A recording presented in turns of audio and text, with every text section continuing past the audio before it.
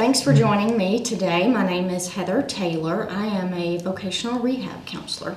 I work here for Systemedic. I've been here for about 18 years and I've been a vocational rehab counselor for approximately 20 years. Today I'm going to talk to you about the vocational rehab process and how vocational rehab can benefit you as a claims adjuster in managing your claims and coming to a resolution for those claims. The first thing I'm going to talk about is the actual vocational rehabilitation evaluation. That is the first step of the return to work process. It's where I meet with the injured worker and obtain their work history and educational background, and then assess their skills and transferable skills. Also obtain their functional abilities, get that information from a functional capacity evaluation or the opinion of the treating physician. Okay, one of the key things that I look at when I am completing a vocational rehab evaluation is trying to assess, does that person have any transferable skills? Meaning, do they have anything from their past work experience, education, hobbies, or life experience that they can utilizing in performing a new or different job in the future if they're unable to return to their job of injury? An example of a transferable skill would be the injured worker was an auto mechanic, which is a medium physical demand job. Now they're limited to light category work. That person would be able to transition to an auto service advisor position, which is a light physical demand category position. Another example of a transferable skill is an injured worker that was a certified nurse assistant. They have medical background, medical terminology knowledge. A good transferable job for them in a light category would be a medical records clerk. Another part of the vocational evaluation is vocational testing. This is not something that is done with every evaluation, but sometimes it is needed in order to determine the feasibility of retraining for an injured worker. Some of the tests that I like to give focus on aptitude and achievement testing. I often will give a wide range achievement test, which is a basic academic test covering reading, writing, spelling, and comprehension. Another test is an aptitude test called the Career Ability Placement Survey. It's an 8-part aptitude test. And oftentimes I will give a career interest inventory because sometimes I find that the injured worker has been performing the same job for the last 10 or 15 years. And if they do have to transition to a new job, they have no idea what they want to do. So sometimes an interest inventory is a good tool to help them figure out what they want to do in the future. Now, the overall benefits of having a vocational rehab evaluation done on your claim is that it can provide an opinion on the employability of the injured worker, their wage earning potential based on their work history, educational background, and transferable skills. Often the vocational evaluation is used to make the task of settling the claim much easier, as it can give you, the adjuster, the information that you need to be able to confidently settle the claim. Also, overall, the vocational evaluation can be taken into consideration when settling the claim from a wage loss perspective. Once the vocational rehab evaluation is completed, I often work one-on-one with that individual in returning to the workforce. And there are two options under vocational rehab as it relates to Arkansas Workers' Comp in Arkansas. The first is retraining, and I'll just go over that briefly. Retraining can be good for a younger worker with limited work history or limited skills who was a high wage earner. So assuming that that younger worker is a good candidate for retraining.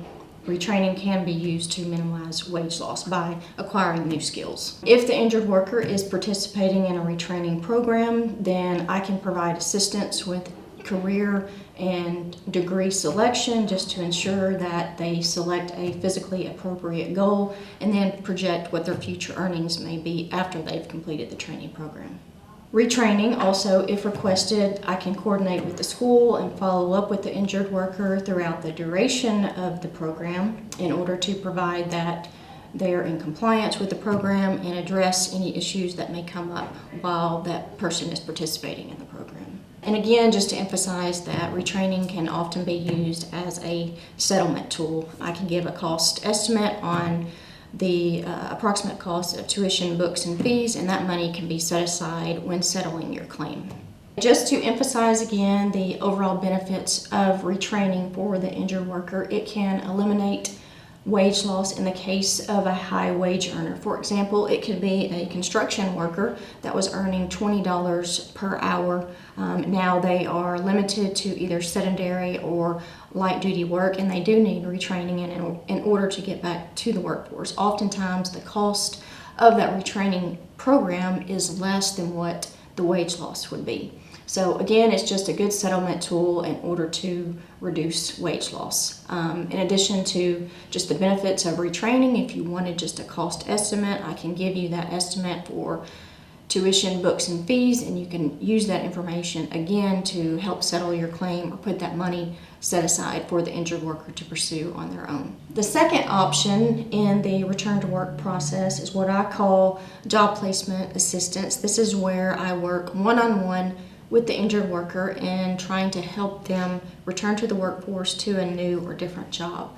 There are several services that I provide during the job placement process, and these can include things such as developing a resume for the injured worker. Most of them do not have a resume, and this is now required because all job applications are online. Another thing is I provide them with interview skills training and preparation. Oftentimes they've not completed an interview in several years, so they need to be prepared on how to answer specific interview questions and how to sell their skills and abilities during the interview process. And each time that the injured worker has received an appointment date for an interview, I will actually complete a mock interview with them a few days ahead of time, again, just to have them as prepared as possible for the interview. One of the other things, again, that I just touched on is all of job applications now are online. So I will sit down with that person at the computer and give them an online job application to fill out and show them how to do that and show them how to attach their resume as well. Continuing on with the job placement process, one of the things that I do on a weekly basis when I'm working with that person and trying to help them return to the workforce is I complete ongoing job market research on behalf of that injured worker to try to identify job openings in their local community that they can apply for. All of these are based in consideration of the injured worker's past work history, skills, education, and again, functional abilities. And that means what that person can and cannot do from a physical standpoint, and that information is from an FCE or a treating physician opinion. Also, I identify earnings through job market research, and I often use the Bureau of Labor Statistics for obtaining the average salary information that the injured worker will be able to earn in the future. So pre-injury wages versus post-injury wages when you're examining the claim from a wage loss perspective. Now, just to summarize, the overall benefits of the job placement process is, number one, to minimize the claim of wage loss, and that is done through job market research, labor market research, identifying jobs that that person can do and what types of salaries they will be able to earn in the future. Now, if we have an injured worker that is unmotivated or refuses to cooperate with vocational rehab, then I can provide documentation through that job search process or labor market research in order to identify what jobs they could have done in their local community and within their background and functional abilities in order to identify the average salaries that that injured worker could have earned for the purpose of settling your claim. Now, I have some good news. There are some success stories that I would like to talk about. I've had several success stories through the years of injured workers returning to the workforce, but I'm just going to give you a few examples here today. Example one, I had a injured worker that was a certified nurse assistant who was restricted to sedentary work. She ultimately returned to work at a hospital as a PBX or phone operator. In this particular claim, there was no wage loss as the injured worker returned to a same salary job. Another example is I've worked with a lot of construction workers, but this one in particular was restricted to light duty. They ended up participating in a retraining program and earned a degree in drafting from the University of Arkansas Community College at Morrilton. They ended up returning to work at an architectural firm. In this particular case, the injured worker had no wage loss at all because in fact they returned to a higher post-injury earning job. The cost of the retraining was in fact less than what the wage loss would have been. Another example is I've worked with several police officers throughout the years as well. One in particular was restricted to light duty work, and they returned to work at Walmart Corporate as a liability insurance adjuster. This particular case, again, there was no wage loss because the injured worker returned to a job with higher earnings than his pre-injury job. Another example of a police officer that I've worked with, again restricted to light duty, ended up returning to work as a juvenile county clerk, which is a light duty position. In this particular case, that injured worker, when he returned to work, had a lower paying job, but the wage loss was very minimal. Another example, correctional officer, again was restricted to light duty.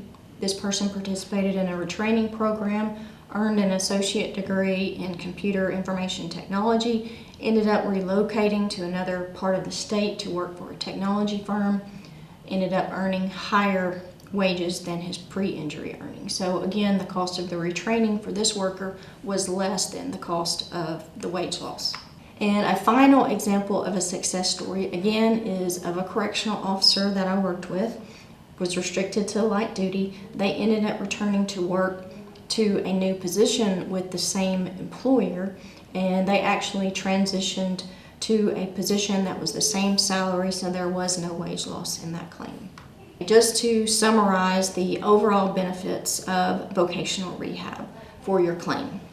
It benefits the injured worker physically, mentally, and financially to be able to return to the workforce after the injury. It helps the injured worker shift their focus off of their injury or disability and help them focus on the return to work process and becoming a productive employee again. It often restores independence and restores self-esteem for the injured worker after they've sustained an injury or disability. The vocational rehab process can be utilized to resolve a claim over wage loss exposure by utilizing the vocational rehab process, identifying jobs in their local community and the projection of salaries that they can earn after an injury in order to minimize that wage loss. The final benefit of the vocational rehabilitation process is to resolve your claim over wage loss exposure. This can be done through a one-time vocational rehabilitation evaluation where I can identify any transferable skills and complete job market research to identify future earning potential. Second, the job placement process can be utilized to assist the injured worker in returning to the workforce by providing one-on-one assistance and again minimizing wage loss of your claim. Thank you for listening today. I appreciate your time, and if you do have a referral for vocational rehab, you can call me at 501-227-5553. Thank you.